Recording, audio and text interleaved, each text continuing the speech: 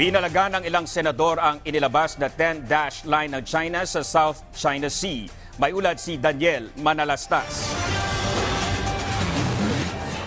Maging si Senator Amy Marcos, tinabla rin ang panibagong mapa na inilabas ng China na 10-dash line. Kakaiba raw ang ginagawang mapa ng China at maging ibang bansa, hindi rin ito tinatanggap. Pero iginiit ng senador, mas maigi pa rin makipag-usap kaysa gera. Unfortunately, kahit mainit na ulo natin at pikon na tayo sa pang-aapi sa ating mga ngisda, sa ating Coast Guard, talaga ang tanging first line of defense talaga ay diplomasya.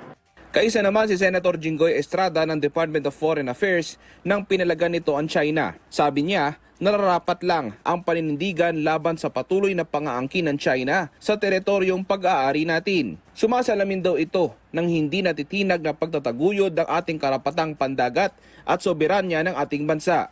Pero ang lahat ng yan dapat pa rin umanong idaan sa mapayapa at diplomatikong paraan. Hinggil naman sa posibleng pagkakaroon ng Code of Conduct sa South China Sea, tingin ni Senator J.V. Ejercito, hindi naman kasi nakikinig ang China. Hindi rin ito kinikilala ang The Hague ruling at patuloy ang pambubuli. On our end, we have to do something also.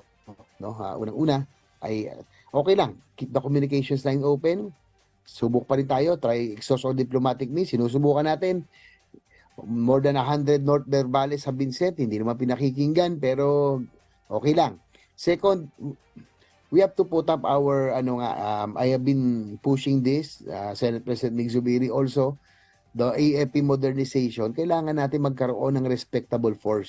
Daniel Manalastas para sa Bayan.